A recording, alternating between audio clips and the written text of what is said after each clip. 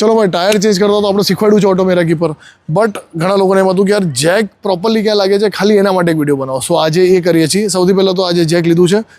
એ Jack તમે એમને એટલે થોડુંક જે ગાડીની હાઇટ આવે ત્યાં સુધી તમે મેન્યુઅલી કરો, એટલે મહેનત ત્યાં જઈને ઓછી આપણી. તો આ એ આપણે કરી લઈએ. હવે ભાઈ જેક આપણે મેન્યુઅલી ઓપન કરી લીધું છે. કારની જે હાઇટ છે ત્યાં સુધી આપણે એડજસ્ટ કરી દીધું છે.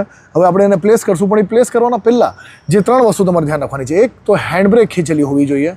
બીજી કે કારના વચ્ચોવચ્ચ જેક ફિટ કરી દીધું એવું નથી. જે પણ ટાયર પંચર છે એના બાજુમાં જઈને તમારે ફિટ કરવાનું છે. શું કામ એ તમને કહું છું હમણાં થોડીક વારમાં.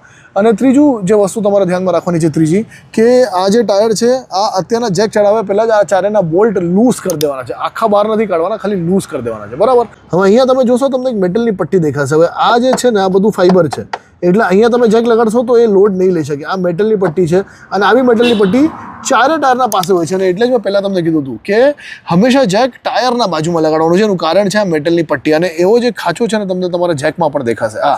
સો આ જે પણ તમારું ટાયર પંચર થયું છે ને એના બાજુમાં આવી એક મેટલની પટ્ટી તમારે ગોતવાની છે.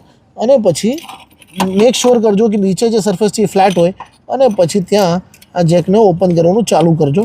અને બસ આ તમારું જેક થઈ ગયું પ્લેસ. અને ટાયર ચેન્જ કરી નાખો અને આવા વિડીયો માટે ઓટોમેરાકીને ફોલો કરી નાખો.